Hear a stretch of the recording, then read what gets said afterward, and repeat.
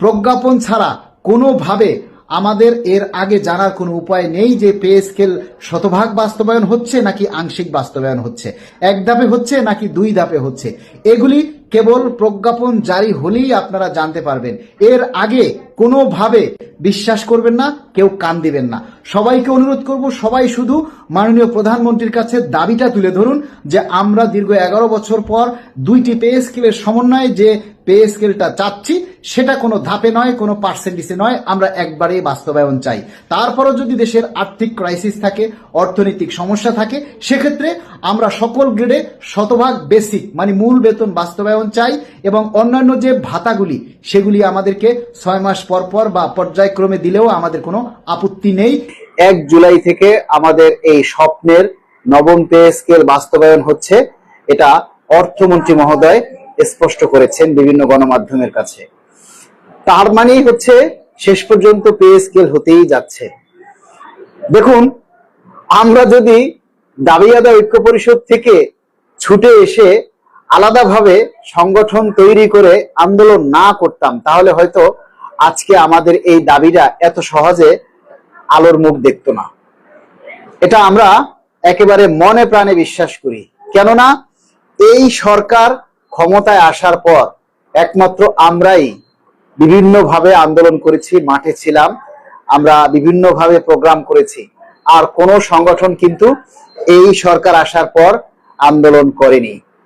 এখন অনেকেই বলছে যে অতীতে তারা আন্দোলন করেছে। অতীতের পরিচয় দিয়ে কখনো বর্তমান চলে না, বরঞ্চ বর্তমানের কার্যক্রম দিয়ে ভবিষ্যৎ নির্ধারণ হয়। যেমন ধরুন, আপনি আগে চুরি করতেন, এখন আপনি ভালো হয়ে গেছেন, বর্তমানে আপনি ভালো হয়ে গেছেন, তাহলে এখন মানুষ আপনাকে কি বলবে? চোর বলবে? নাকি আপনি যেহেতু ভালো হয়ে গেছেন তাহলে ভালো বলবে?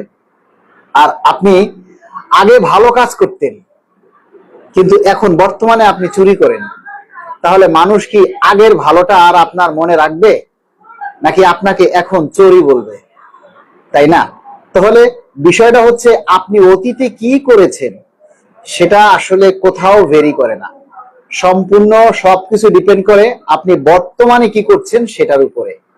তো যাই হোক, আসুন আমরা আমাদের এই যে নবম পে স্কেল বাস্তবায়নের জন্য আগামী 1 জুলাই থেকে কার্যকর করার জন্য যেহেতু সরকার পদক্ষেপ নিয়েছেন, এজন্য আমরা মাননীয় প্রধানমন্ত্রী এবং মাননীয় অর্থমন্ত্রী মহোদয়কে বাংলাদেশ সরকারি কর্মকর্তা কর্মচারী কল্যাণ সমিতির পক্ষ থেকে আন্তরিক শুভেচ্ছা এবং কৃতজ্ঞতা প্রকাশ করছি।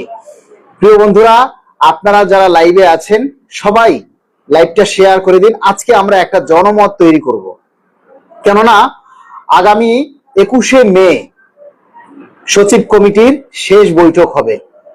আগামী বৃহস্পতিবার 21শে মে হয়তো আমাদের এই পে স্কেল নিয়ে সচিব পর্যায়ে একটা চূড়ান্ত মিটিং হবে।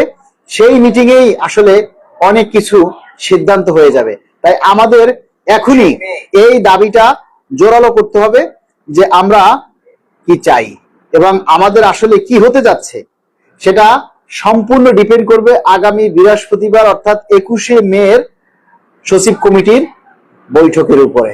তাই আপনারা এই কয়টা দিন সবাই একটু বেশি বেশি করে দাবিটা করতে হবে, যাতে আমাদের আশার আলোর প্রতিফলন ঘটে। আমরা সবাইকে একটু অনুরোধ করছি, সবাই একটু লাইভটা শেয়ার করেন আর সবাই একটু মতামত দিবেন যে আমরা আসলে কি চাই আর আমরা কি পেতে যাচ্ছি। এখন আমরা যে জিনিসটা বিশেষ করে আমি যে জিনিসটা আমরা চিন্তা করেছি যে আমরা কিন্তু সরকারি চাকরিজীবী হয়ে, প্রজাতন্ত্রের কর্মচারী হয়ে রাষ্ট্রের কথাও কিন্তু আমাদের ভাবতে হবে। আমাদের সরকারের কথা কিন্তু কোনো সাধারণ মানুষ ভাববে না, রাষ্ট্রের কথা কোনো কর্মচারী সাধারণ কোনো কেউ কিন্তু ভাববে না। তো আমরা যেহেতু রাষ্ট্রে আছি, রাষ্ট্রের উন্নয়নের সাথে কাজ করি, সেই হিসাবে আমরা চাই আমাদের এই পে স্কেলটা আপাতত 2 ধাপে সরকার থেকে কিন্তু সিদ্ধান্ত নিচ্ছে। আমরা যতটুকু জানতে পেরেছি যে 3 ধাপেই কিন্তু পে স্কেলটা বাস্তবায়ন হবে। এখন এই 3 ধাপে যদি পে স্কেল বাস্তবায়ন হয় তাহলে আসলে আমরা কতটা লাভবান হব? আমরা কি আসলেই 3 ধাপে দিলে লাভবান হব? মনে হয় না। তাহলে সেই ক্ষেত্রে আমাদের প্রথম দাবি হচ্ছে আমরা প্রথম ধাপে আমরা আমাদের যে বেসিক সেটা আমরা শতভাগ বাস্তবায়ন চাই। অর্থাৎ 3 ধাপ হতে পারে, সেক্ষেত্রে প্রথম ধাপে আমরা আমাদের বেসিকের 100% আমরা বাস্তবায়ন চাই। দ্বিতীয় ধাপে আমাদের যে বাড়ি ভাড়া সেটা একটা বড় অংশ, কিন্তু বাড়ি ভাড়া ভাতাটাও কিন্তু একটা অনেক বড় অংশ। দ্বিতীয় ধাপে বাড়ি ভাড়া ভাতা দেয়া যায় এবং তৃতীয় ধাপে অন্যান্য যে ভাতাগুলি আছে, শিক্ষা, চিকিৎসা, যাতায়াত, টিফিন, এই সমস্ত যে ভাতাগুলি, এগুলি কিন্তু তৃতীয় ধাপে দেয়া যায়। এই যে আমাদের মানে এইটার উপরে আমরা একটু জনমত তৈরি করতে চাই যে আপনাদের আসলে মতামত কি, যে আমরা প্রথম ধাপে বেসিকের 100% বাস্তবায়ন চাই, দ্বিতীয় ধাপে বাসা ভাড়া এবং তৃতীয় ধাপে অন্যান্য যত ভাতা আছে সেগুলি কার্যকর করার জন্য আমরা জোর দাবি জানাই। এতে কিন্তু আমরা সরকারি কর্মচারীরাও লাভবান হব আর সরকারের উপরেও কিছুটা চাপ পড়বে, চাপ কমবে। এখন যদি মনে করেন যে যদি আমাদের বেসিকটাকেই ভেঙে 50% করে দেয়, তাহলে কিন্তু আমরা একেবারেই ধরা খাবো, আমাদের টোটালি কোনো লাভ হবে না। এজন্য আমরা প্রথম পর্যায়ে আমাদের 100% বেসিকটা আমরা বাস্তবায়ন চাই, এখানে কোনো আপোষ নাই। আমরা এই বেসিকটা আমরা যে 100% চাই, এটার মধ্যে কোনো আপোষ নাই। বাসা ভাড়া কি ভাতার মধ্যে পড়ে? তাহলে বাসা ভাড়াটা কি? আপনার বেতন ছাড়া এই যে আপনি যে বেসিক, এই বেসিকের বেতনটা ছাড়া বাকি আপনি যা পাচ্ছেন সবই হলো ভাতা, সবই হলো ভাতা। ওটাকে বলে হাউস অ্যালাউন্স। অ্যালাউন্স মানে হলো ভাতা, ঠিক আছে? Tiffin allowance, house allowance, travel allowance, হ্যাঁ, তারপরে এডুকেশন অ্যালাউন্স, ওগুলি সব কিছু অ্যালাউন্স। আপনার বেসিকটা হলো আপনার শুধু বেতন, আর বাকি সবগুলি আপনি যা পাচ্ছেন আদার সব কিছু হচ্ছে অ্যালাউন্স। এখন আপনাদের একটু জনমত তৈরি করতে চাই, কারণ এই জনমতটা কিন্তু অনেক কাজে লাগবে, অনেক কাজের। আমরা বেসিক্যালি চাই 2 ধাপে পে স্কেলটা বাস্তবায়ন হোক। প্রথম ধাপে আমরা শতভাগ বেসিক বাস্তবায়ন চাই এবং দ্বিতীয় ধাপে আমরা চাই অন্যান্য ভাতা। সেক্ষেত্রে যদি সরকার প্রয়োজন মনে করে, আর্থিক সমস্যার কথা চিন্তা করে, সেক্ষেত্রে ভাতা সমূহকে 2 ধাপে বাস্তবায়ন করতে পারে, তাতে আমাদের কোনো আপত্তি থাকবে না এবং তাতে কিন্তু সরকারের উপরেও কিছুটা চাপ কমবে, কিছুটা না অনেকটা চাপ কমবে। কিন্তু বেসিকটা যদি সরকার ভেঙে দিতে যায়, সেক্ষেত্রে অনেক জটিলতা তৈরি হবে। ফিক্সেশনের ক্ষেত্রে, যারা পিআরএল এ আছে তাদের ক্ষেত্রে, যারা পিআরএল এর শেষ তাদের ক্ষেত্রে, ইত্যাদি ইত্যাদি ক্ষেত্রে, আবার আপনার বেসিক নির্ধারণের ক্ষেত্রে, মানে প্রতিটা জায়গায় কিন্তু একটা জটিলতা তৈরি হবে যদি বেসিকটাকে ভেঙে দেওয়া হয়। এজন্য যদি বেসিকটাকে ভেঙে দেওয়া হয়, আবার সেখান থেকে যদি 15% কেটে, মানে বিশেষ ভাতাকে কেটে নেওয়া হয়, তাহলে আসলে দ্রব্যমূল্যের উপরে যে দাম বাড়বে, যে প্রভাব পড়বে, এটা কিন্তু আমরা কোনোভাবেই আর ঠেকাইতে পারবো না। মনে করেন যদি কোনোভাবে 50% দেয়া হয়, এই 50% যদি দেয়, তাহলে এর উপরে যে বেতনটা মানে ইয়াগুলা দ্রব্যমূল্য যে বাড়বে, সেই দ্রব্যমূল্যের সাথে দেখা গেছে আমাদের বেতন অনেক কম হয়ে যাবে। যার কারণে আমরা সবাই একটা জনমত তৈরি করতে চাই, আপনারা সবাই এই জনমতটা দিবেন যে আমরা প্রথম পর্যায়ে শতভাগ বেসিক বাস্তবায়ন চাই এবং ভাতা সমূহগুলো সরকার চাইলে 2টি ধাপে দিতে পারে। সেটা যদি আর্থিক সংশ্লেষের অভাব থাকে, তাহলে সেই ক্ষেত্রে সরকার ভাতা সমূহকে 2 ভাগে ভাগ করে দিতে পারে, তাতে আমাদের কোনো আপত্তি নাই এবং এতে সরকারের উপরও অনেকটা চাপ কমবে। কেননা হাউস অ্যালাউন্সটা একটা বড় অংশ। তো প্রথম ধাপে, দ্বিতীয় ধাপে যদি হাউস অ্যালাউন্সটা দেয় এবং তৃতীয় ধাপে, এবং প্রত্যেকটা ধাপ হবে 6 মাস পর পর, প্রত্যেকটা ধাপের মধ্যে গ্যাপ হবে 6 মাস। 6 মাসের বেশি গ্যাপ করা যাবে না।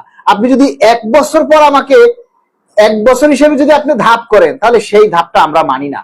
আপনি একটা পে স্কেল বাস্তবায়ন করাইতে যদি আপনি 3 বছর নেন, তাহলে আমাকে পে স্কেলের সম্পূর্ণ সুবিধাটা দিলেন 2 বছর। একটা পে স্কেল, এই পে স্কেল বাস্তবায়ন করতে যদি আপনার 3 বছর সময় নেন, তাহলে আমি পে স্কেলের সম্পূর্ণ সুবিধা পাবো 2 বছর। তাহলে আমাকে কি সুবিধা দিলেন? যার কারণে আমরা যেহেতু বর্তমানে আর্থিক ক্রাইসিস, বহির্বিশ্বে একটা ঝামেলা আছে, যার কারণে আমাদের এখন মতামত হচ্ছে আমরা প্রথম ধাপে বেসিকের 100% বাস্তবায়ন চাই, আর ভাতাগুলো সরকার চাইলে 2টা ধাপে দিতে পারে, তাতে আমাদের কোনো আপত্তি নাই। এই ব্যাপারটা নিয়ে সবাই একটু জনমত তৈরি করুন, কেননা সরকারের অবস্থাটাও আমাদেরকে বুঝতে হবে, যেহেতু আমরা প্রজাতন্ত্রের কর্মচারী।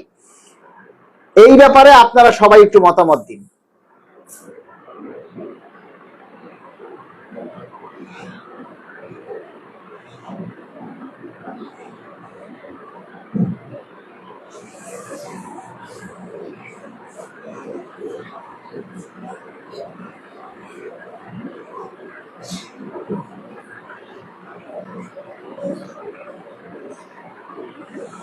দেখুন, এই পে স্কেলটা পাওয়ার জন্য দেখেন, আমরা বাংলাদেশ সরকারি কর্মকর্তা কর্মচারী কল্যাণ সমিতি কিন্তু দুঃসাহসিকতার পরিচয় দিয়ে আমরা সৎভাবে, সৎ সাহস নিয়ে আমরা বিভিন্নভাবে প্রোগ্রাম করেছি এই সরকার ক্ষমতায় আসার পর থেকে।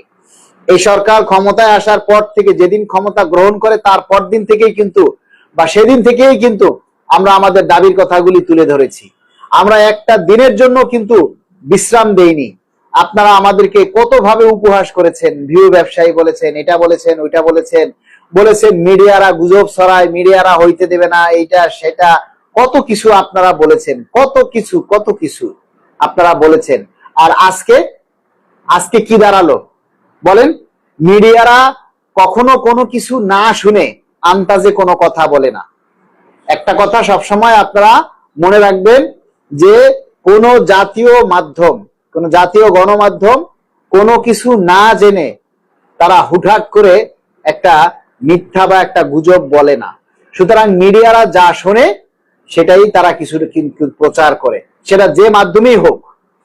তাই আমরা এই মিডিয়াকেও ধন্যবাদ জানাবো আমাদের পে স্কেলের জন্য। তারা আমাদেরকে অনেকভাবে সহযোগিতা করেছে, বিশেষ করে দ্য ডেইলি ক্যাম্পাসের ভূমিকা অতুলনীয়।